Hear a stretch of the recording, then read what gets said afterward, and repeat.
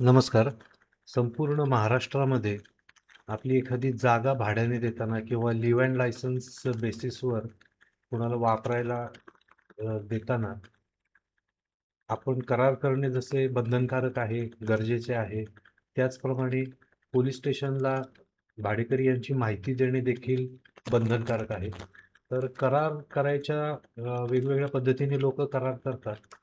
तर सर्वात सोपी पद्धत आहे नोंदणी व मुद्रांक विभाग महाराष्ट्र शासन यांच्या ई रजिस्ट्रेशनचं जे शासकीय पोर्टल आहे त्यावर जाऊन हा करार नोंदणीकृत करता येतो आणि या प्रक्रियेमध्ये भाडेकरी आणि घरमालक यांची माहिती सुद्धा डायरेक्टली या फॉर्म बरोबरच या पोर्टलवरून पोलीस स्टेशनला कळवली जाते.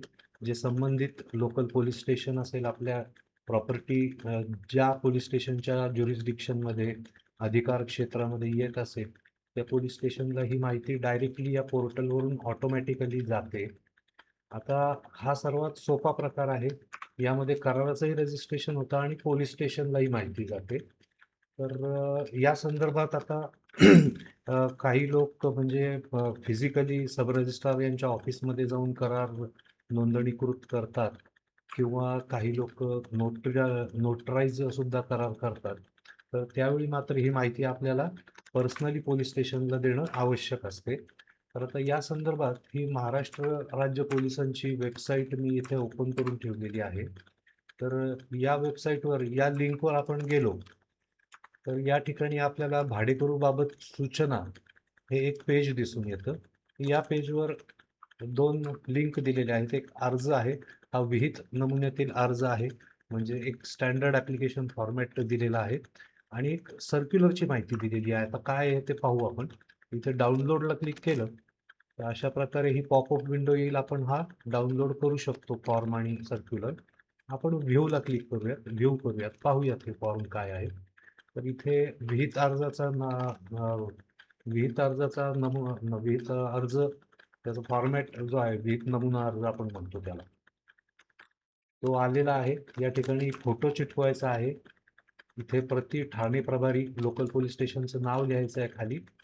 ही जी माहिती आहे प्रॉपर मालकाचे नाव, जागेचा पत्ता, भाडेकरी यांची माहिती, जर कोणी एजंट असेल तर त्यांची माहिती, वास्तव्याचा जो काही कालावधी कराराप्रमाणे असेल तो आणि भाडेकरू यांची माहिती, यावर तारीख टाकून दोघांच्या सह्या करायच्या आहेत. तर हा फॉर्म भरून लोकल पोलीस स्टेशनला आपल्याला द्यायचा आहे.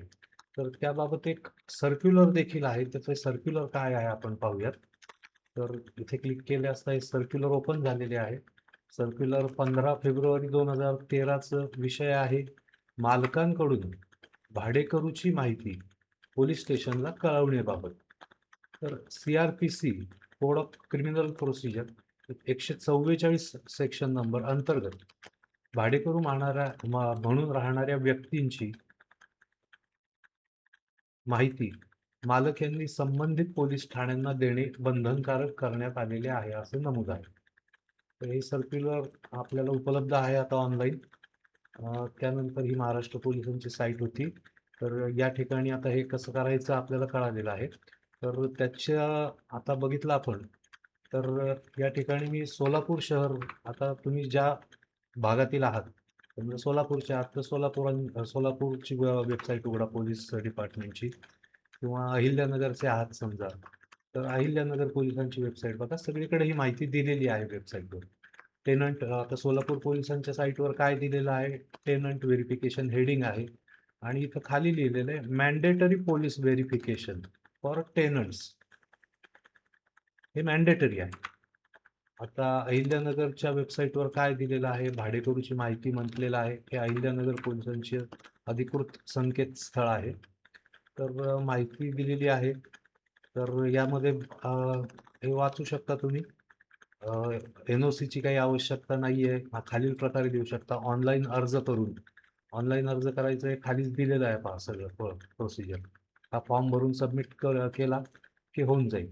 किंवा पोलीस स्टेशनमध्ये वैयक्तिक थेट जाऊन पर्सनली हे दाखल करू शकतो आपण अर्ज, किंवा पोस्टाने पाठवू शकतो. आता तिसरा एक पर्याय आपल्याकडे आहे.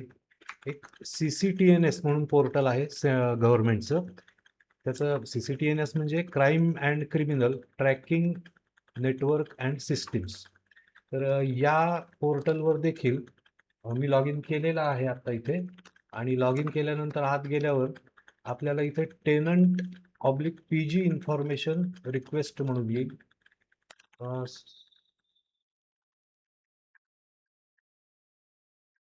हेच लिंक आहे का? एक मिनिट मला व्हेरीफाय करू द्या. Tenant oblique PG information request, हां.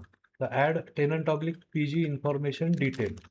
तर या ठिकाणी माहिती भरून, आता हे माझं लॉगआउट झालेलं आहे. तर त्या ठिकाणी माहिती भरून आपण ही सबमिट केली तर ती डायरेक्टली CCTNSच्या पोर्टलला सबमिट होते आणि तेथून ती लोकल पोलीस स्टेशनला पाठवली जाते. आणि त्यानंतर संबंधित अधिकारी असतील ते त्यांची जी योग्य ती कारवाई आहे ती करू शकतात. तर ही माहिती देणं अत्यंत गरजेचं आहे, महत्त्वाचं आहे, बंधनकारक आहे. आणि तो CRPCचं जे कलम आपण आत्ता बघितलं त्या कलमानुसार आवश्यक आहे. हे सर्क्युलरही फार महत्त्वाचं आहे या संदर्भात.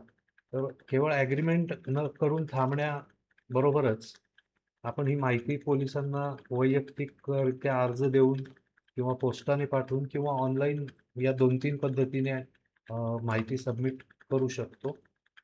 धन्यवाद.